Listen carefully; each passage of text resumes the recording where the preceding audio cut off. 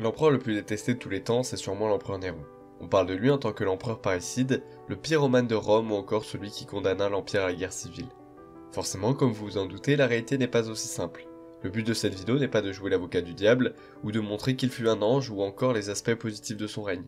Mais il est largement possible d'étudier son règne d'un point de vue bien moins catégorique, comme c'est le cas avec celui de Caligula, qui a reçu une réhabilitation bien plus ancienne, alors qu'il fut bien plus détesté en son temps.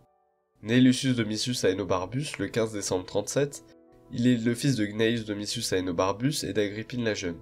Comme ses prédécesseurs, il partage des liens familiaux avec toutes les grandes figures du siècle d'Auguste. Il est par exemple à la fois le neveu de Caligula, le fils adoptif et le petit-neveu de Claude, et un descendant d'Auguste ainsi que de Marc-Antoine. Le surnom Aenobarbus qu'il hérite de son père signifie barbe d'airain, soit barbe rousse, une caractéristique physique que porte aussi Néron. Il ne reste que peu de temps avec ses parents puisque dès 40 il perd son père, et sa mère Agrippine est chassée de la cour par Caligula.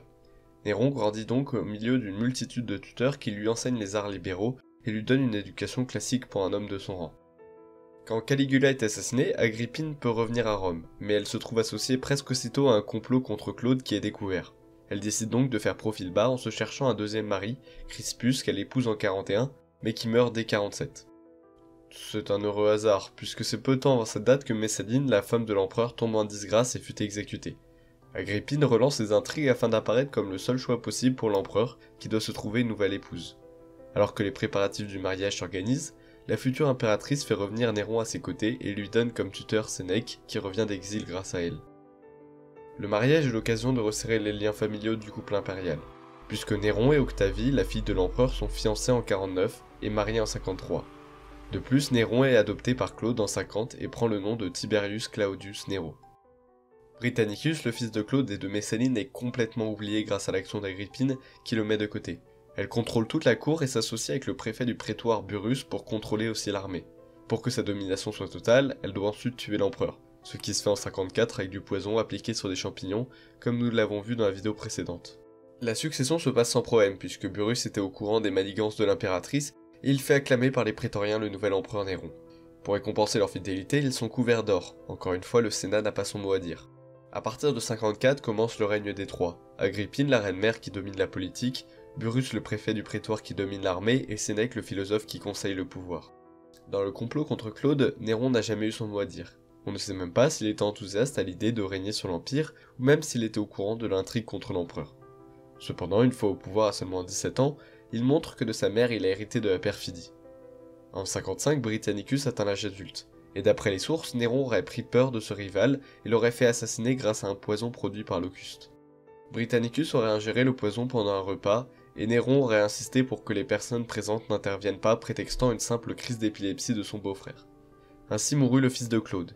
Il est possible que cet assassinat fût aussi précipité, car Agrippine, rongée par l'ambition, aurait utilisé Britannicus comme une solution de rechange si son fils venait à lui échapper. La relation entre Néron et elle commença à devenir de plus en plus tendue, puisqu'elle l'empêchait totalement de vivre comme il le souhaitait. Mais Néron prend de plus en plus d'indépendance, puisqu'il se tourne vers de nouvelles relations comme avec Poppée, une femme juive magnifique qu'Agrippine déteste et qui devient la maîtresse de l'empereur, alors que Poppée était la femme du futur empereur Othon, qui pourtant était un ami proche de Néron. Othon ne lui pardonnera jamais cet affront. En 59, après 5 ans de règne, Néron n'en peut plus, et veut se débarrasser de sa mère.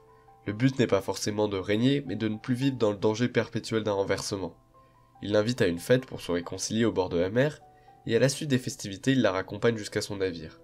Ce qu'elle ne sait pas, c'est que ce navire a été saboté afin qu'il coule au large.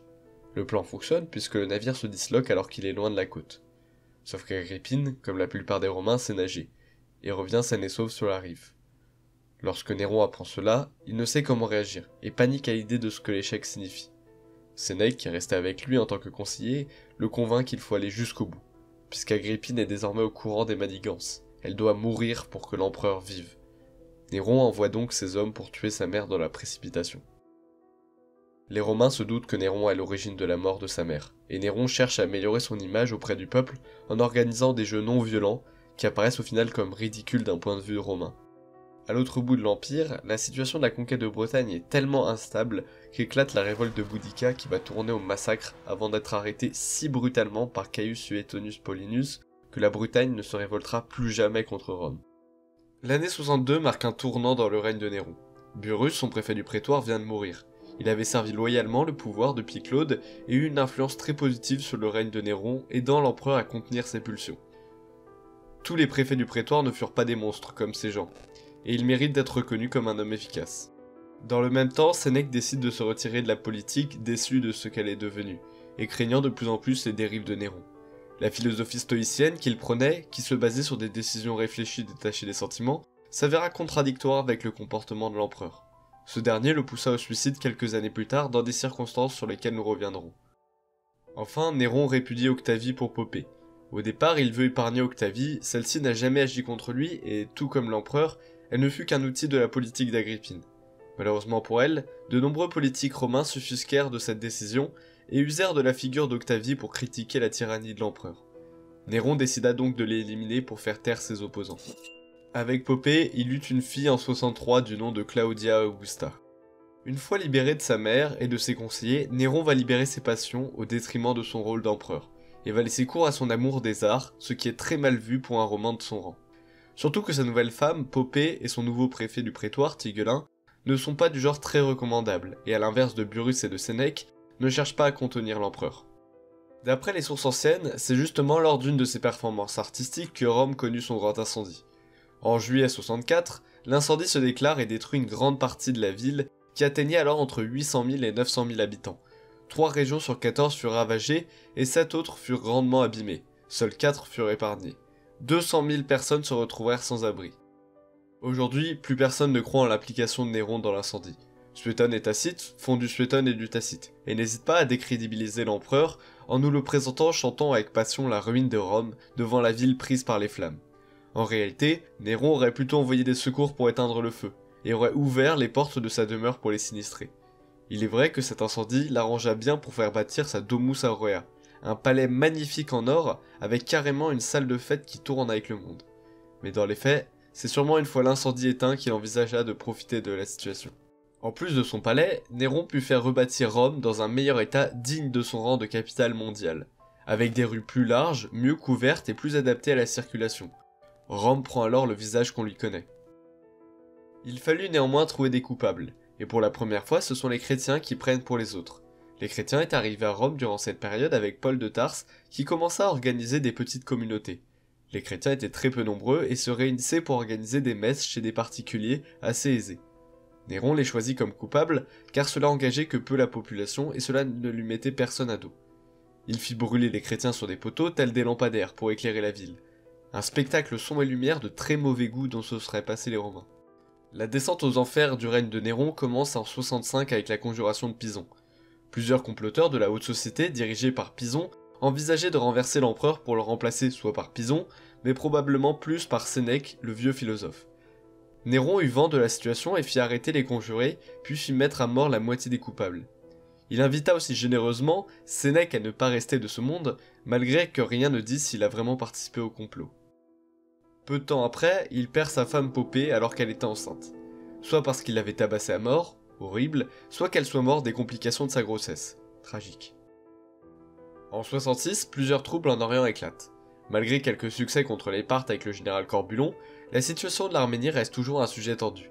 Néron propose alors un accord. Il refuse la guerre et accepte que le roi d'Arménie soit de la famille des rois Parthes, soit un Arsacide. Mais en échange, le roi doit être couronné par l'empereur de Rome. Cette situation d'entre-deux fonctionne et permet à l'Arménie de garder une indépendance relative malgré sa situation compliquée. Dans le même temps éclate la grande révolte juive en Judée, qui mobilise une partie de l'armée romaine menée par le futur empereur Vespasien, accompagné de son fils le futur empereur Titus. Alors que l'empire est de plus en plus instable, Néron décide de réaliser son grand rêve, et part en Grèce faire une tournée de spectacles. Il se produit partout et gagne tous les prix sans difficulté. À écouter Suétone, cela n'est pas vraiment mérité, puisque les gens préféraient faire les morts pour pouvoir être évacués, et certains se seraient carrément jetés par-dessus les gradins pour abréger leur souffrance auditive. À l'apogée de son voyage, il déclare purement et simplement l'indépendance de la Grèce qui devient libre de l'impôt. Il associe à ce moment la construction d'un canal dans l'isthme de Corinthe, qui n'aboutit pas, mais les Grecs qui relancèrent le projet en 1882 furent surpris de trouver des traces du projet de Néron et de leurs collègues antiques. Néron rentre à Rome en 68, et c'est seulement là qu'il réalise l'état critique de sa situation. Les Romains le haïssent. L'empereur a osé les abandonner alors que Rome est encore en ruine, et il osait partir pour l'ennemi de toujours, la Grèce. En plus, l'empereur a déclaré ces régions exemptes d'impôts, alors que tout l'Empire en souffre, et malgré la ruine de l'Empire, Néron a osé lancer des projets faramineux comme la Maison Dorée et le canal de Corinthe. L'empereur Néron est loin de l'image monstrueuse qu'il a reçue. Son plus grand crime, c'est d'avoir été violent envers sa mère, ses femmes et les chrétiens. L'histoire ne lui a jamais pardonné pour ça. Mais dans les faits, il est probable qu'il pensait avoir toujours servi le peuple en leur offrant plein d'occasions de faire la fête, en aidant ceux dans le besoin, en épargnant les guerres qu'il détestait au plus haut point, comme les jeux sanglants. Il était peut-être aveuglé par son comportement qu'il ne pensait pas critiquable. Mais dans ces derniers instants, alors que personne ne tentait de le tuer, mais que personne ne venait non plus l'aider, il se serait écrié « N'ai-je donc ni ami, ni ennemi ?» Pour finir, il est aussi marquant de voir tous les parallèles que les sources nous laissent entre Néron et Caligula. Tous deux fils d'une Agrippine, étant arrivés au pouvoir trop tôt avec le soutien des prétoriens. Ils durent mettre à mort l'héritier légitime du pouvoir et imposèrent une monarchie très influencée par le modèle hellénistique. Leurs relations avec les femmes furent toujours compliquées, et ils ne furent pas capables de voir la menace se profiler avant qu'il ne soit trop tard.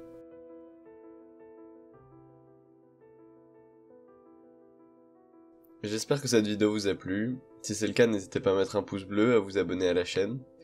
Cette vidéo aura mis plus de temps à venir, Néron a un règne assez particulier. La prochaine vidéo, ça sera sûrement sur les Vandales. Ça va prendre un peu de temps parce qu'il y a énormément de choses à récupérer. Et c'est un sujet assez compliqué. En attendant, je vous souhaite une bonne année.